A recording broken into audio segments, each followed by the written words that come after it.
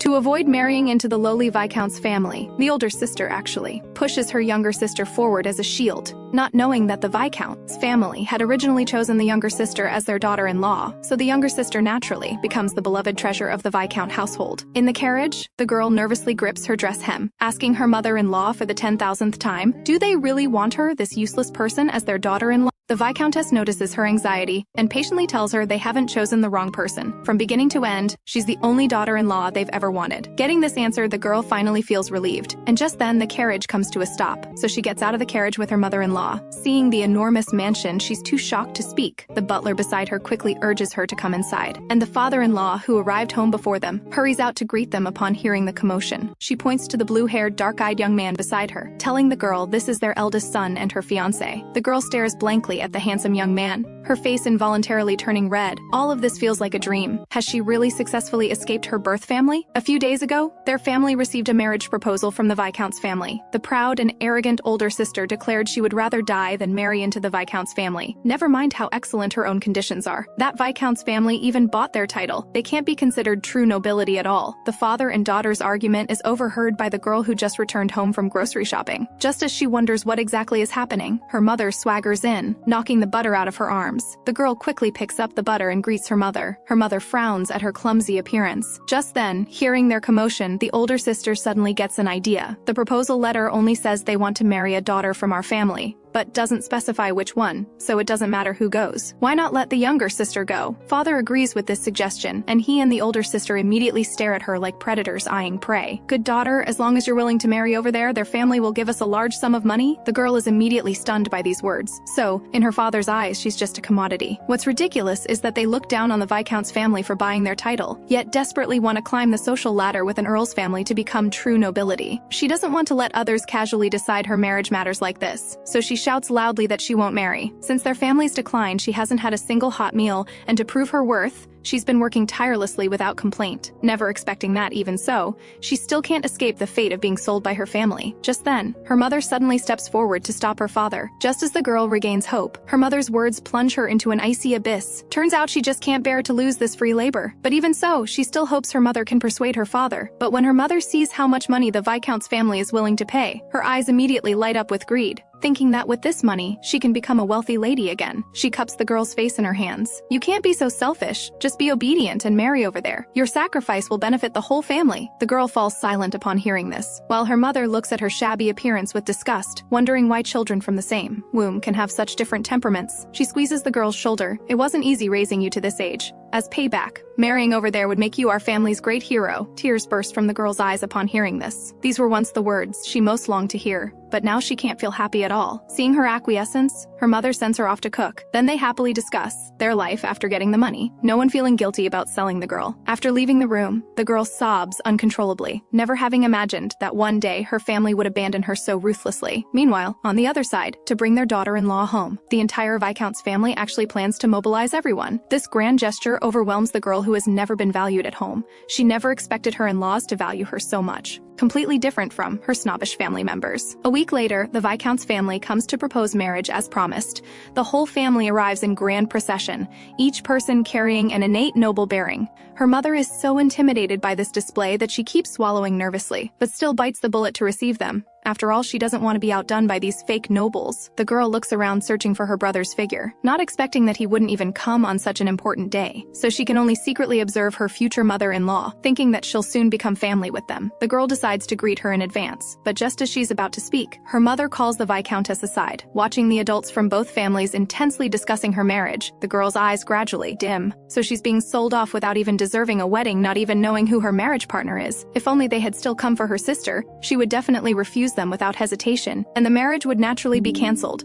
Unfortunately, she doesn't have that kind of courage at all. Suddenly, her mother calls her name, then rushes over to hug her tightly. I've explained everything to the Viscountess. You must live well when you go there. The girl is immediately moved by these words, not expecting her mother to actually think of her, just as she wants to thank her mother. Her mother's next words pull her straight back to reality. She coldly urges her to leave quickly in a moment, then turns and leaves without hesitation. The girl is immediately stunned in place, until the butler takes her luggage for her. Only then does she snap back to reality, quickly declining the butler's kindness and running out with her luggage. She's truly a complete fool to still have expectations for that cold-hearted family. She runs to the door in this absent-minded state, only coming to her senses when the Viscountess calls her. Turns out the Viscountess wants to ask whether she'd like to ride in the carriage or the car. The girl chooses the carriage without hesitation, which suits the Viscountess perfectly. She enthusiastically invites the girl to sit together. Just then, the long-absent brother suddenly appears at the main gate. But he's not here to see her off. He's attracted by the luxury car. This action makes the girl even more disheartened with this family. But what the girl doesn't know is that a figure has been silently watching her from behind. The dark-haired man stares mesmerized at the girl's familiar silhouette. They finally reunited once again. The older sister beside her glances at him indifferently. Can't help but marvel at how good this family's genes are, producing such handsome sons. It's just a pity they're not true nobility, not worth wasting her time on. On the way back to the city, the four men squeeze into the car together, the youngest brother complaining constantly about being cramped. The second brother teases him that he shouldn't have come along, but the youngest says of course the family should be complete. Just then, he suddenly thinks of something and looks at the eldest brother beside him. Come to think of it, shouldn't you be riding in the carriage? The second brother chuckles. At this, he was kicked out, otherwise his poker face might scare his little wife away. The man glares at him fiercely upon hearing this,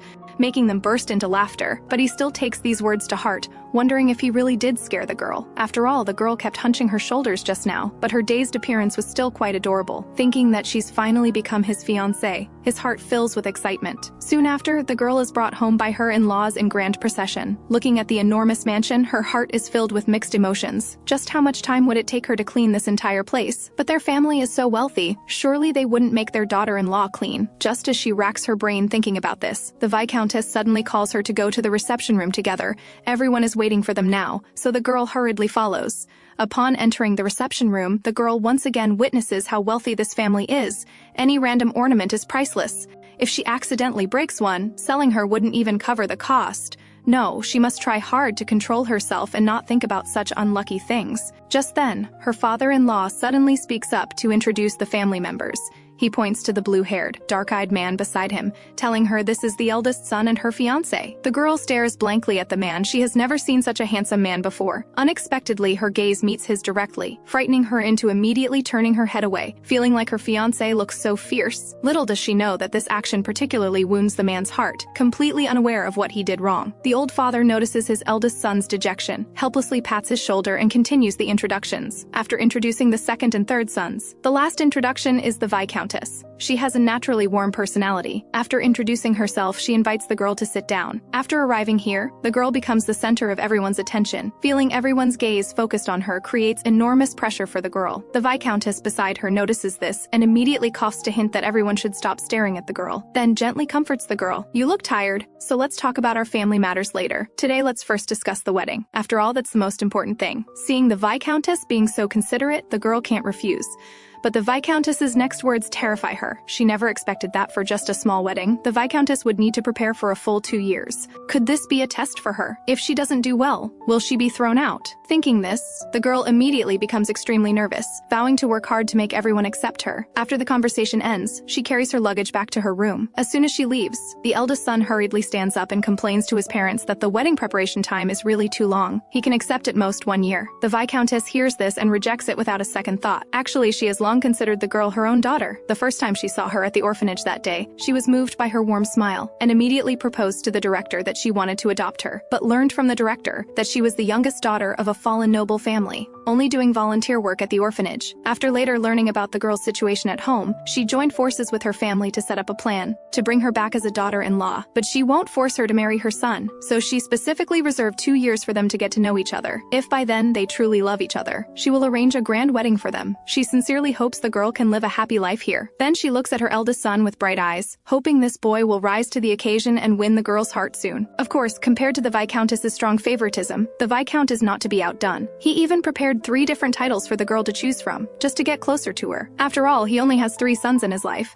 He really wants a sweet and soft little daughter. This is the first night the girl sleeps in her in-laws' home. Early in the morning, she jolts awake, frantically planning to rush to the kitchen to cook. Just as she's about to go out, she suddenly realizes she's now married. This isn't her birth family's home, but her in-laws' home. She's truly been traumatized by her birth family. Looking at the dim light outside, she feels melancholy. It's been many years since she slept this long, but at this moment, she still doesn't dare slack off. afraid that one mistake will get her thrown out by her in-laws. So she hurriedly runs downstairs to the kitchen. Her appearance in the kitchen immediately causes a stir among the servants. The head chef quickly introduces her to them. This is the future young madam. Then she asks the girl what brings her to the kitchen so early. The girl falls silent for a moment, then quietly asks what she should help with. I can make bread and stews, and I'm very good at cleaning. Please feel free to put me to work. The servants can't help but question life upon hearing this request. In all their years of service, this is the first time they've heard a master make such an absurd request.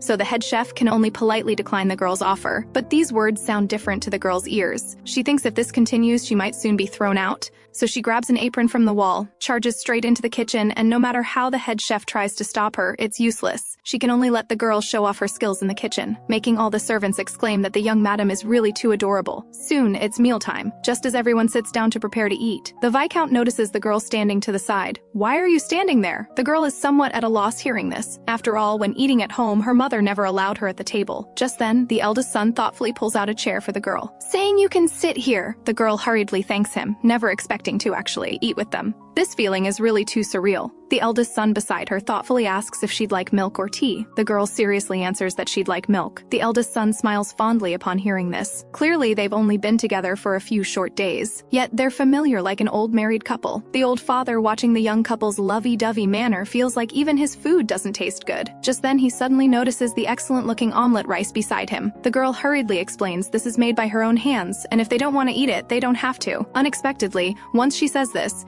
everyone at the table stares covetously at the omelet rice, determined to be the first to taste it. In the end, young people are still faster. The third son is first to fork up a piece of omelet rice, putting it in his mouth to taste carefully. Then everyone else eagerly joins in eating, and soon the entire plate of omelet rice is gone. Everyone praises the girl's cooking skills as being really excellent. The girl quickly says she'll cook for everyone again next time, but the Viscount immediately refuses. The girl is startled upon hearing this, thinking of how her family used to often dislike her cooking. Maybe her in-laws, who are used to fine delicacies, also look down on her cooking. But the Viscount's next words surprise her greatly. We brought you home not to make you cook for us. If you don't want to cook, you absolutely don't have to. But I'd like to taste your cooking on my birthday. Could you make a meal as a birthday gift for me? The third son immediately says, not to be outdone, that he wants one for his birthday too. Seeing everyone treasure her cooking so much, tears glisten in the girl's eyes. Yes, I'll cook for you. So this is how happy it is to be born into a family with proper values. The girl conquers her in-laws' hearts through their stomachs with one omelet rice dish. But this makes the eldest son quite resentful, because as her fiancé, he didn't get to eat even one bite. So much so that later when his father tries to talk to him, he doesn't give him a pleasant expression. The girl looks at her in-laws' noisy dining atmosphere with melancholy. Back at her birth family's home, everyone always ate silently with their heads down. The entire dining atmosphere was oppressive. Thinking of this, she can't help but clench her hands, wondering if she'll ever be able to fit in with her in-laws and laugh and chat with them at the dining table. Just as she's feeling down, the Viscountess suddenly asks if she's eaten enough. She hurriedly replies that she's full, and after learning this, the Viscountess tells her to go back to her room to rest. The girl originally wanted to stay and clean up the dishes, but remembering how her mother at home hated when she defied her, so she still chooses to stay quiet and go back to her room as the Viscountess instructed. Just as she's about to leave, the Viscountess suddenly invites her to have afternoon tea together. The girl is immediately overwhelmed and thanks the Viscountess. After the girl leaves, the Viscount pitifully sidles up to his wife. My lady, what about me? The Viscountess looks at him coldly. You're not allowed to go. Only women can participate. Hearing this, the Viscount looks even more aggrieved, making the Viscountess helpless. She never noticed her husband was so clingy before, but considering he was the one who proposed adopting the girl, she won't fuss with him too much. Maybe it's because he's getting older that he acts like a child. In the afternoon, the girl heads to the Viscountess's room led by her maid. Along the way, she sees many strange ornaments, once again witnessing her in-law's wealth and power. Suddenly, the maid stops and tells her that she's her personal maid, telling the girl to feel free to give her orders if she needs anything. This is the first time in her life the girl has had her own personal maid. She frantically tells the maid not to go to special trouble for her. The maid has also never seen such a strange master and is puzzled by her request. Fortunately, the two eventually reach an understanding. When the girl arrives at the Viscountess's room, the Viscountess is handling business matters, so she can only tell her to drink tea by herself first, and she'll join her after finishing her work.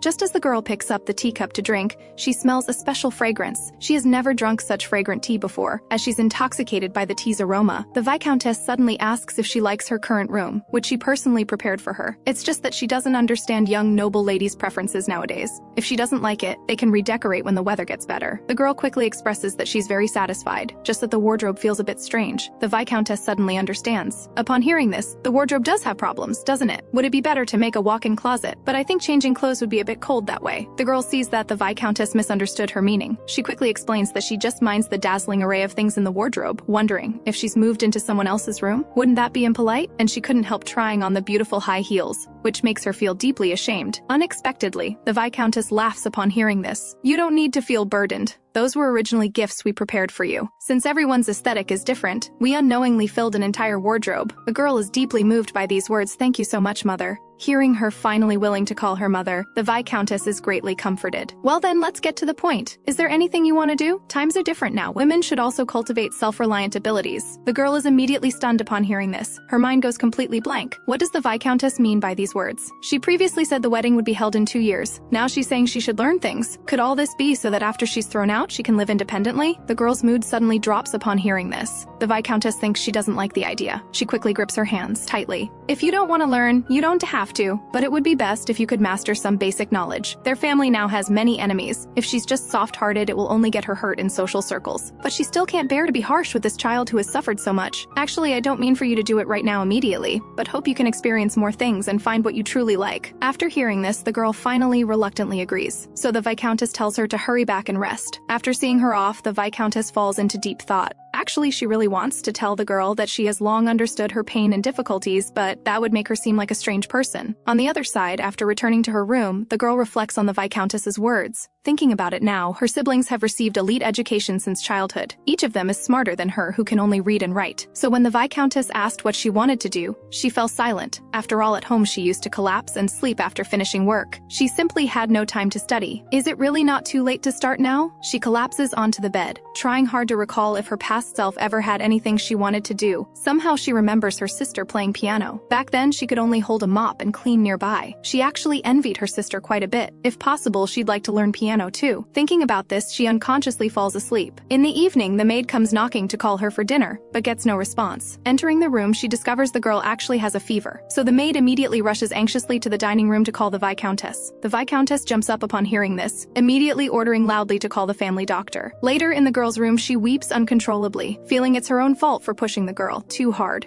causing her sudden illness, making even the family doctor look grave. 1 second ago, he was at home preparing to eat dinner. The next second, he's being dragged by the butler onto a carriage, heading to the Viscount's mansion. Initially hearing young madam, he thought the Viscount was too timing. Turns out after all this confusion, he learns this is the eldest young master's wife, just that they haven't held the wedding yet. He was wondering why the eldest young master wouldn't invite him to his wedding. Just arriving at the Viscount's mansion, he sees the Viscount at the door, without a word dragging him inside. This scene is as if the young madam has some terminal illness. Turns out after all this, it's just a common cold. Most exaggerated is that the Viscount couple have been crying in his ear for hours, making him want to cry too. Thinking of this, he glances again at the heartbroken Viscountess. When the second young master had hives, she didn't cry. Now the eldest daughter-in-law just has a common cold and she's crying so dramatically. Though in a way, a cold can indeed be quite dangerous. He tells the Viscount couple that, besides the cold, the girl is also somewhat malnourished. Tomorrow he'll prepare medicine and nutritional supplements to send over. But the Viscountess cries even harder upon hearing this. After all this commotion, everything returns to calm. And at this moment, a figure suddenly appears in the girl's room. He quietly pulls over a chair, sits beside the girl's bed. It's the worried eldest son. Looking at the girl's pale, thin face,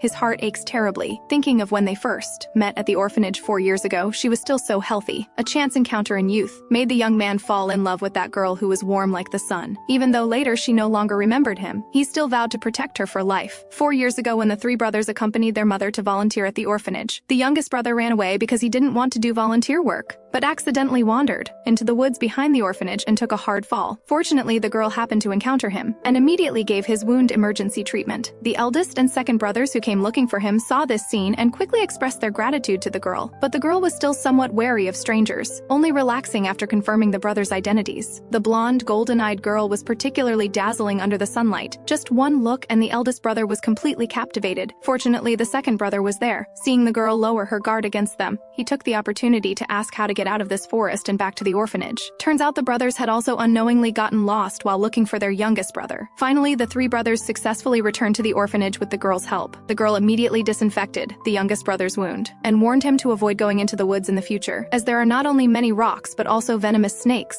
Just then, the infirmary door suddenly opens. and children poke their heads in to look around. After spotting the girl, they all rush over. "Sister, come play with us." The girl says she still needs to organize medicine and tells them to go play by themselves first. The children eagerly agree, then enthusiastically invite the youngest brother to join them, and also pester the second brother to join. Finally, a child asks if the eldest brother wants to play too, just as the eldest brother is about to agree. The girl suddenly interrupts them. "This brother and I agreed to organize together, so you go play first." The eldest brother is somewhat puzzled by her strange behavior, until the girl forcibly makes him lie down on the bed to rest. Only then does he finally understand why the girl did that. Turns out she had already noticed he was feeling unwell but forcing himself to keep going. When he asks how she noticed, she just smiles faintly. "No matter how you try to hide pain, it shows quite obviously. And your face is quite red. I could tell right away that you have a fever. Just rest here peacefully for half an hour. I'll tell others that you're helping me organize the storeroom, so don't worry and rest well." Saying this, she walks toward the door. "I'll come wake you in half an hour, sweet dreams." The eldest brother softly thanks her, his face unconsciously reddening again, this time feeling a tickle in his heart that doesn't seem to be from the fever. Later, the girl had something urgent come up, so she had the director wake the eldest brother. After that, the eldest brother would occasionally come to the orphanage for volunteer work hoping to see the girl, but always missed her by coincidence. So their next meeting was much later. The youngest brother was extremely excited to see the girl after their long separation, but the girl treated them like strangers. Perhaps too much time had passed and she had forgotten them. After all, the three brothers were just passers-by to her. Both brothers' eyes were filled with disappointment, but the youngest brother quickly cheered up again. "It's okay. Sister didn't recognize me because I've grown up strong. It's better than her remembering me crying and whimpering." The eldest brother watches him encourage himself and remains silent. Honestly, he feels very regretful, regardless of whether the girl remembers. The kindness he received won't change. From that day, he was determined to do everything possible to protect the girl, yet now he couldn't even notice her illness immediately. Suddenly, a loud rumbling sound comes. The eldest brother turns his head in surprise and sees the girl with a completely red face. Turns out the girl had woken up not long ago after her fever broke. When she groggily looked around, she suddenly noticed the eldest brother's figure by her bed, just as she was panicking and wondering what was happening. Her stomach unhelpfully started rumbling loudly. The eldest brother is first stunned by this sound, then smiles gently, then sits beside her and touches her forehead. "You're awake. It seems your fever has broken." Feeling the warmth of the eldest brother's palm makes the girl's little heart beat rapidly. Then the eldest brother remembers her stomach's rumbling just now. He immediately rushes to the kitchen to get her food. No matter how the girl tries to stop him, it's useless. Long legs do run fast. At this time, the girl notices that she's sticky from sweating a lot, so she decides to take a shower before the eldest brother returns. But the eldest brother, halfway there, suddenly struggles with whether to bring the girl milk or tea. Finally, he decides to go back and ask the girl's preference. And just like that, the eldest brother forgets to knock, enters just in time to see the girl changing clothes.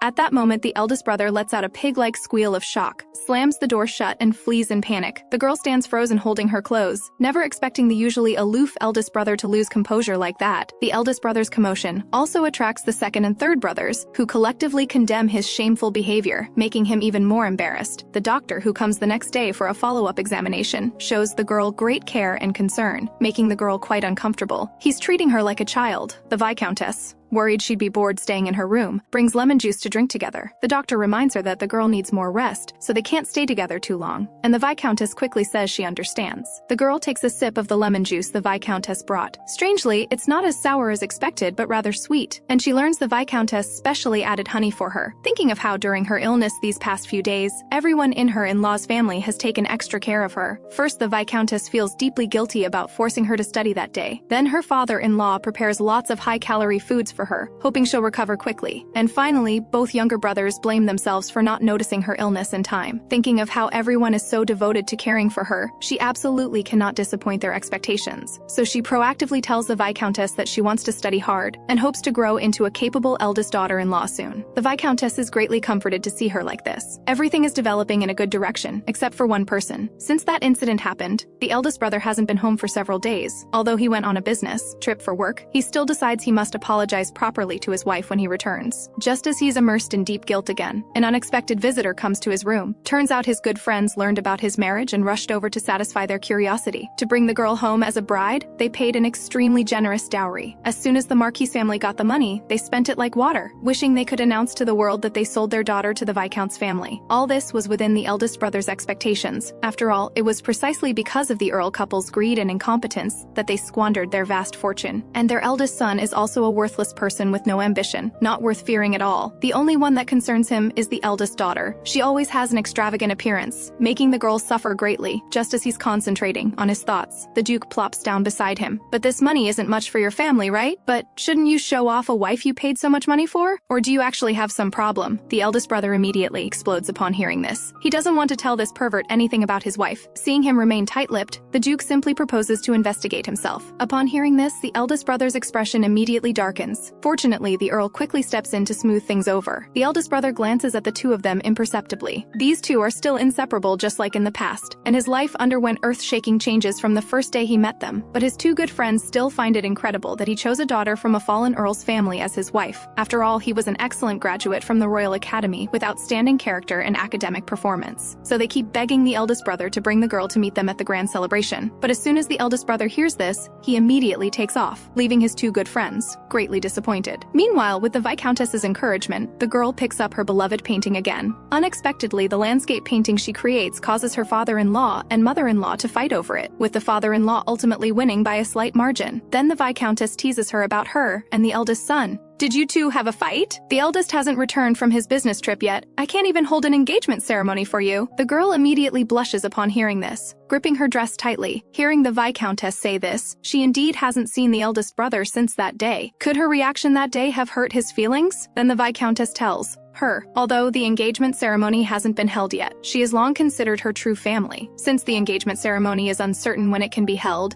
she plans to give her the family heirloom early. This makes the girl feel very embarrassed. Before this, she had already received many gifts from the third brother. Such an expensive family heirloom is really more than she can handle. But the Viscountess says this is ancestral tradition. If she still considers them family, she must accept it. With the Viscountess's persuasion, the girl finally accepts it and promises to treasure it carefully. Just then, the Viscountess suddenly thinks of something and tells the girl that her birth family will visit before the grand celebration. As soon as these words are spoken, the girl feels chilled to the bone. What are those people coming for? Will she be cruelly humiliated by her sister again? If her in-laws see her being bullied, will they become cold toward her? Just thinking about this terrifies her. But the Viscountess once said they're already family. These words give her infinite courage. That's right, now she no longer needs to fear her so-called birth family, because she has long had nothing to do with them. Now she's already part of her in-laws' family. When her mother and sister arrive, they smile with their usual false manner. Actually, everyone knows full well they're only coming now to see the girl's misfortune, especially the sister. Seeing that spring has arrived and they still haven't received a wedding invitation, it seems the girl hasn't held a wedding at all. Thinking about this makes her feel great. Her happiness has always been built on her sister's pain. She won't allow that girl who only knows how to clean to rise up and become successful. As long as she lives miserably her whole life, she'll be satisfied. But the next moment, the girl's appearance gives the mother and daughter a reality check. Seeing her elegant and confident appearance, the mother and daughter can hardly believe their eyes. The sister immediately gives her trouble. You came at the right time. Go make me some milk tea. That's what you used to do often, isn't it? Hearing her sister humiliate her without restraint, the girl can't help but grip her dress tightly. Even the usually gentle Viscountess can't sit still. Daughter-in-law, you don't need to go. The tea server will refill your milk tea when they return. The girl sees the Viscountess standing so firmly on her side and smiles with relief. She gently pries open the Viscountess's hands. It's okay, after all, we can't be impolite to guests. The sister thinks she's won, again, and is secretly pleased. Then she plans to look around everywhere.